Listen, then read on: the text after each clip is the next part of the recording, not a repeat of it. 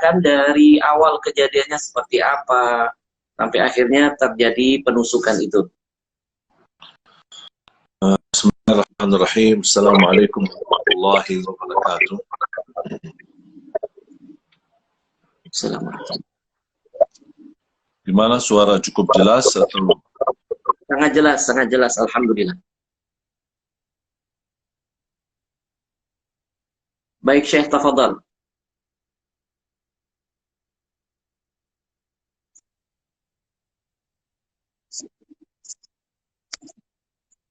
Syekh? Sudah nampak layarnya, Syekh. Alhamdulillah. Alhamdulillah sudah nampak layarnya.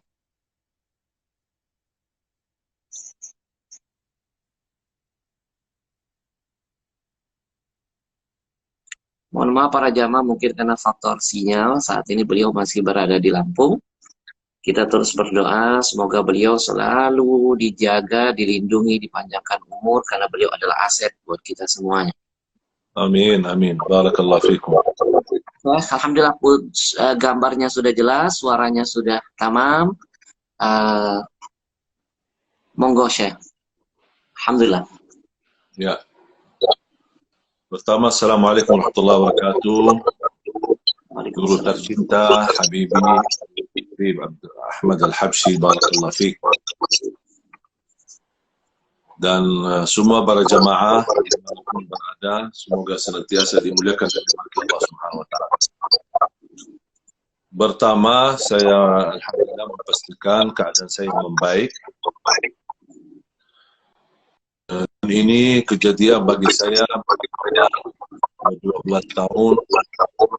Selama ini selalu kami berusaha seupaya mungkin, sebisa untuk mengajarkan umat, memimpin umat, menjaga kebersatuan, menjaga kebersamaan, menjaga kedamaian, menjaga akhlak yang mulia, menjaga nikmat aman di negeri Indonesia. Dan alhamdulillah, biar orang teliti dan mencari semua video-video misal, insya Allah tidak ada kata keras atau kasar atau hal-hal yang tidak menenangkan hati. Karena saya selalu berusaha menjaga perasaan hati orang, dan saya ingin juga dibalas dengan perasaan yang baik dan menjaga perasaan bersama. Dan subhanallah, saya sebenarnya punya kebiasaan baca wirid saya setiap hari habis suratul Baqarah, atau juga salawat. Hari kejadian itu mungkin dosa saya terputus suratul Baqarah, karena saya biasa baca wirid sekali. Butuh waktu kurang lebih 35 menit sampai 1 jam untuk habiskan suratul Baqarah. Dan saya merasa agak ini apa namanya, kali ini saya tidak berkesempatan untuk mengakhiri suratul Baqarah sekali sebagai biasanya. Akhirnya saya bagi, karena ya habis saya baca wirid itu, saya sempat 1 juz yang tertunda dan undang nasi itu. Akhirnya sempatkanlah lagi, kira sebelum asar, saya masih sempatkan untuk menyelesaikan. Dan saya merasa barangkali ini ujian bagi saya, karena saya berdosa menunda suratul Baqarah sampai sore. Harusnya kalau saya mulai wirid, saya sudah komitmen untuk 1 kali habiskan. Karena memberikan kesempatan buat syaitan tunda, nanti sudah habis 1 hari belum bisa kita. Tapi alhamdulillah bisa sebelum acara sudah saya tuntaskan suratul Baqarah. Kemudian saya menghadiri acara dan saya lihat di spanduk. Biasanya saya isi acara, apalagi semenjak COVID ini, kita usahakan selalu di masjid. Jarang-jarang sekali kita adakan acara di lapangan. Kenapa? Karena ada protokol kesehatan. Di masjid masih bisa kita atur jamaah, jarak dan lain sebagainya. Tapi subhanallah, kali ini di halaman masjid sekalian mereka ada hafiz atau sudah tahfiz. Ada anak-anak bawah usia 10 tahun, ada yang juga dewasa, yang 3 juz, ada yang 5 juz, ada yang 2 juz. Dan posisi panggung ini cukup dekat dengan pintu keluar masuk di jalan. Makanya semua jamaah diarahkan duduknya, posisi duduk jamaah ke sebelah kiri saya dan sebelah depan saya, hadapan saya. Jadi sebelah kanan tidak terlalu ramai supaya tidak terganggu orang masuk keluar dari pintu masjid atau pintu halaman masjid. Dan baru saja saya ketika membaca ada wisuda, saya minta siapa anak-anak yang sudah juara, saya ingin tes baca. Karena program saya yang selalu saya harapkan dan selalu saya tingkatkan, yang kejar hafalan, memang dijaga bacaan kita. Saya harap bacaan kita sama dengan bacaan Nabi Muhammad SAW. Karena terlalu banyak hafal Quran, tapi bacaan kita belum benar, apalagi suratul Fatihah terutama. Akhirnya saya memanggil seorang anak usia 9 tahun, dan kemudian saya tes bacaannya, sekalian saya pimpin dia untuk memperbaiki beberapa huruf. Suaranya bagus, saya suka suaranya, makanya saya tidak melepaskan. Mulai dari a'udhu sampai waladhdallin, gimana gerakan mulutnya, gimana ucapan hurufnya, saya betul-betul memperhatikan. Begitu selesai, saya ingin memberikan sesuatu untuk dia. Terus kamu mau apa? Saya mau kasih hadiah buat kamu. Kamu mau mainan, mau kasih uang, mau nggak saya kasih sepeda? Kamu suka apa? Kamu punya sepeda nggak? Nggak punya. Udah, mau nggak sepeda? Dia kayak masih bingung gitu. Apa namanya? Belum bisa menjawab. Ya udah, saya bilang coba tanya ibu kamu. Kemudian dan subhanallah nampaknya anak kecil karena bapaknya meninggal dunia. Saya tidak tahu di saat itu, baru saya tahu belakangan. Dan subhanallah terpilih dari ratusan anak-anak, hanya dia yang terpilih. Mungkin Allah gerakan hati saya untuk bertemu dengan anak yatim. Kemudian ketika saya minta sama dia, coba tanya ibu kamu. Dia mundar-mandir antara saya sama ibunya. Ibunya pun merasa malu. Saya bilang sama ibunya, ibu kesini aja deh. Sekalian ibu naik panggung. Biar kita ngobrol bersama. Sampai dia sebutkan, mau hadiah umrah. Dan subhanallah, saya sudah di hati saya mempersiapkan untuk kejutan hadiah umrah untuk dia sama ibunya. Apalagi dia anak yatim. Belum sampai saya berbicara, dan teriaksi sama jamaah sekalian, boleh nggak minta HP-nya? Saya mau foto bagi HP ibu. Ibu kasih HP-nya, tapi HP-nya di saat itu nampaknya full data foto. Makanya saya tanya sama jamaah, boleh nggak jamaah pinjamkan HP-nya sebentar? Saya mau foto sama anak sama ibunya. Dan saya masih fokus ke sebelah kiri saya, dan depan saya, belum saya lihat ke kanan. Baru subhanallah, baru dalam hitungan titik, saya begitu menarah ke kanan, masih membicarakan masalah HP, saya mau pinjam HP dari jamaah. Tiba-tiba ada orang lari naik panggung. Bayangan saya lagi angkat HP. Dan nyangka gitu, mungkin salah satu orang angkat HP. Maka saya di posisi duduk. Begitu saya lihat dia lari, dan saya sudah bisa memperhatikan wajahnya, dan dia mengangkat tangannya dan memegang pisaunya seperti ini. Dan tujuannya kan, karena apalagi saya lagi duduk, tujuannya ke ini, bagian atas leher atau apa gitu. Dan subhanallah qadarullah, dalam hitungan titikku, saya tidak tahu. Saya bukan orang hebat atau punya kelebihan apa-apa. Cuma saya hanya Allah gerakan dan saya sampai naik ke atas. Cukup untuk melindungi diri saya. Akhirnya tusukan pisau ini masuk ke otot di bagian tangan dan cukup dalam. Dan waktu itu saya tidak merasa itu sakit. Begitu saya ditusuk, tampaknya orang ini mau tarik lagi pisaunya. Dan subhanallah yang saya kaget, respon dari anak itu cukup cepat. Dan menurut saya gerakan cepat untuk tusuk orang dan ambil lagi dalam hitungan detik saja, ini orang terlatih. Ini bukan orang sembarangan. Mohon maaf, saya masih ingat di usia muda saya pas sekolah, namanya anak muda kan kadang-kadang berantem sama anak sekolah, apa namanya, saling ngajar.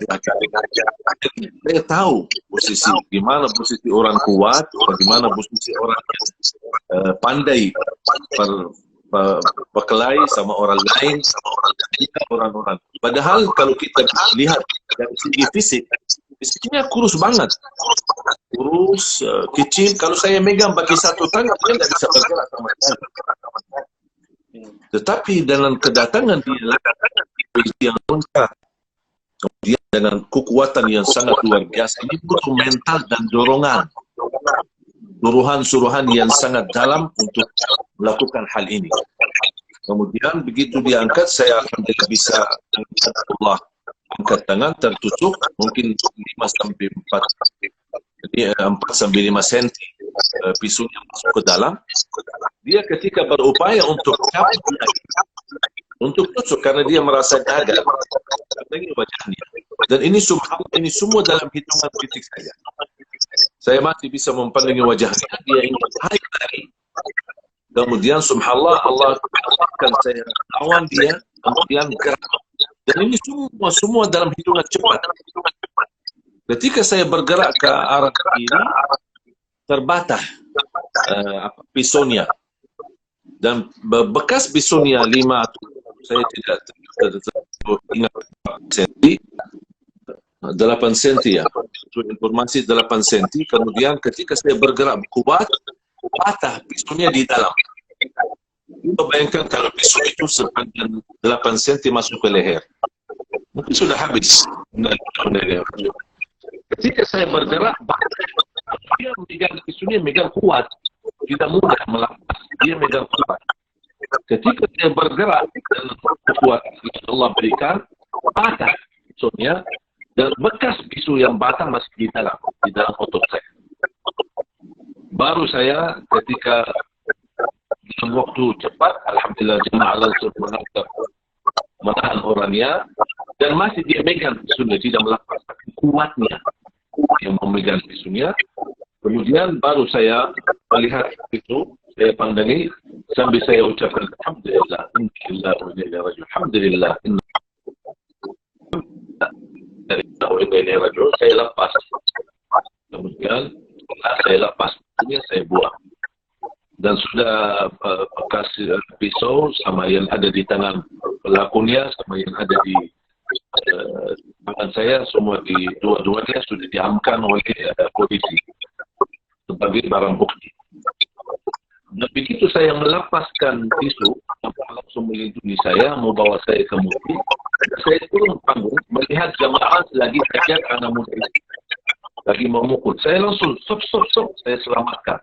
Sampai ada seorang jamaah bawa kursi kayu yang cukup berat. Cuma bayangkan itu dipukul sekali mungkin bisa mati anak itu. Makanya langsung saya bilang, stop, kasihan dia, jangan. Begitu alhamdulillah, sampai ada seorang jemaah, begitu mereka sudah mulai stop dan tidak ajar dia lagi, ada seorang saya bilang masjid atau apa sambil menunggu. Ada seorang jemaah dia mau tarik dia seperti karung. Saya bilang astagfirullah, jangan, tidak boleh, dia manusia, tidak boleh seperti itu. Kita harus menjaga kemuliaan akhlak. Baru mereka angkat pelan-pelan, dibawakan ke dalam. Langsung saya dibawakan lari ke rumah sakit, dan posisi tangan saya sudah full, sudah cair darah dari atas, mencecer sampai ke bawah, sampai ke tangan saya, dan bajunya semua. Mungkin karena saya pakai baju hitam, akhirnya jadi basah. Tidak kelihatan dari segi warna karena baju saya hitam, jadi betul-betul basah, robek baju saya, bukan baju dalam pun. Robert dan juga bekas lukanya cukup dalam dan dijahit kurang lebih 6 di bagian dalam, kurang lebih semuanya 10 10 jahitan. Dan subhanallah, saya sebenarnya dalam sekali dakwah, apalagi sebelum corona, cukup lama saya tidak berbaju hitam. Selalu baju warna ada putih, beda-beda warna. Cuma kali ini aja subhanallah tahu. Pas saya buka tas ada banyak baju. Cuman ya udah saya mau pakai yang hitam.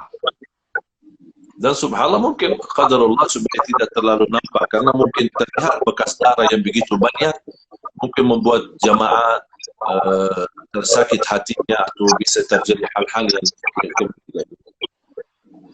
dan terhadap yang terjadi.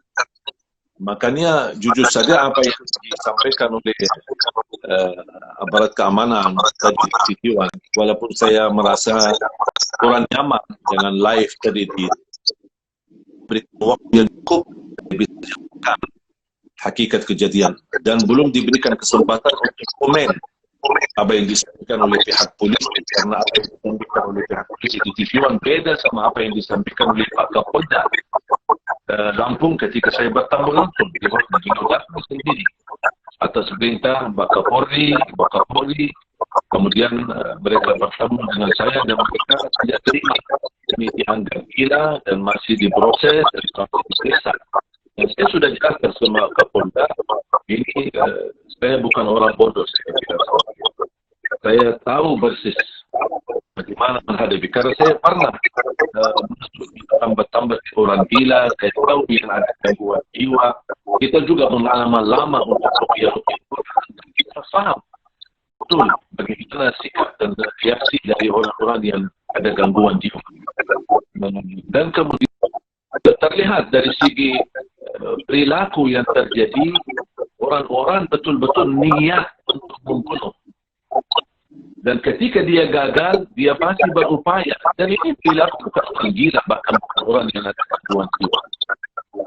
Dan berlaku dalam semangat namanya seperti mendapatkan apa ya, dapat sesuatu yang sangat berharga, makanya dia memperjuangkan mati-matian. Dan subhanallah yang membuat saya lebih bingung lagi ketika pihak polisi bertanya kepada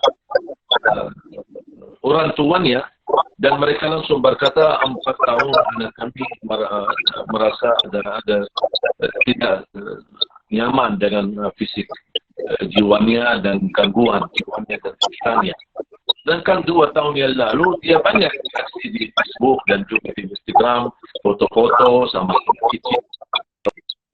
Nggak bisa 2-4 tahun sakit, tapi kok biasa-biasa aja, beraktivitas biasa-biasa aja. Dan juga yang menjadi tantangan yang harus kita pikirkan, polisi bisa mengambil kesimpulan sementara, walaupun belum ada keputusan akhir, tapi sementara dianggap ini mungkin ada gangguan jiwa.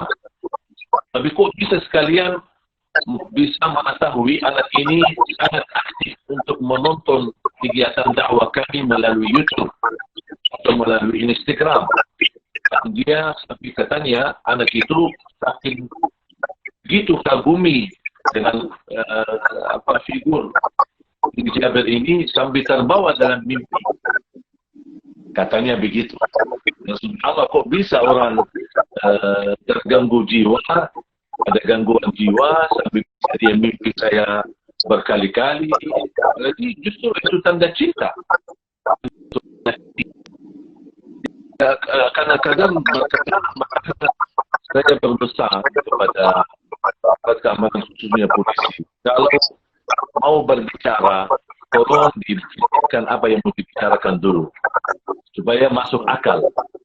Jangan berbicara begitu saja, nanti kami juga orang-orang pahamlah.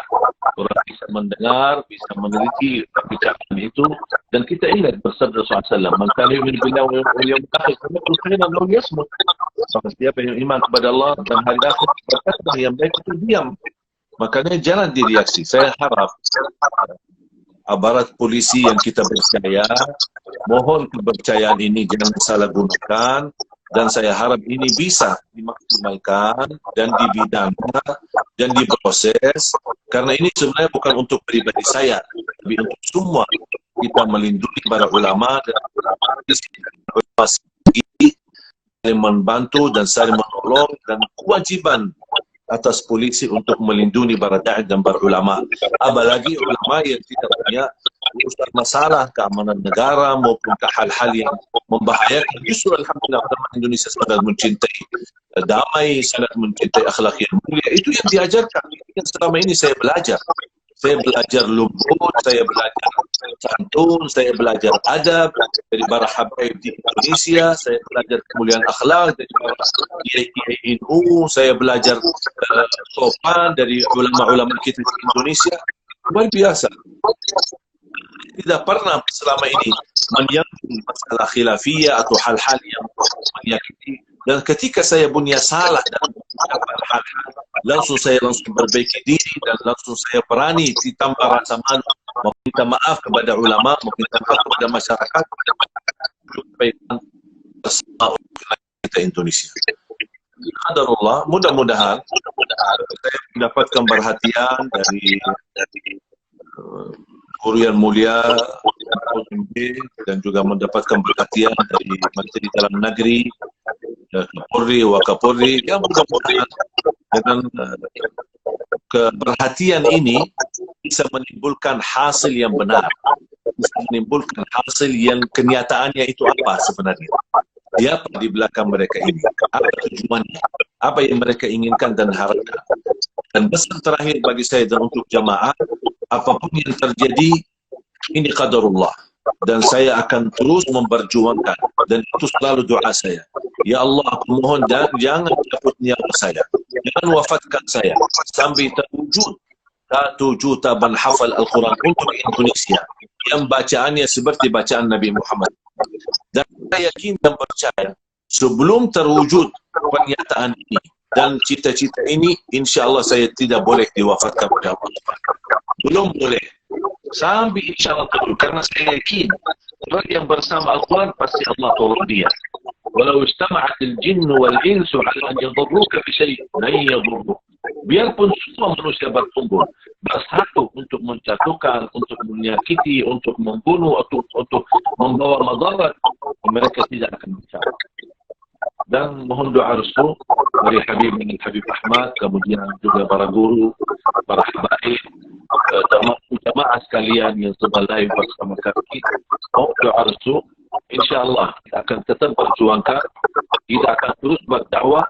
Kalau mungkin Allah takdirkan mati, kita mati di jalan Allah, karena ini jalan para nabi dan rasul. Siapa yang tidak bangga mati di jalan Allah? Wa mahyaya wa mamati lillahi rabbil alamin. Semua karena Allah, dari Allah, lillah, wa billah, wa ala Allah, wa ila Allah, sampai kepada Allah subhanahu wa ta'ala. Mudah-mudahan Allah subhanahu wa ta'ala selalu melindungi kita dan selalu tugas kita.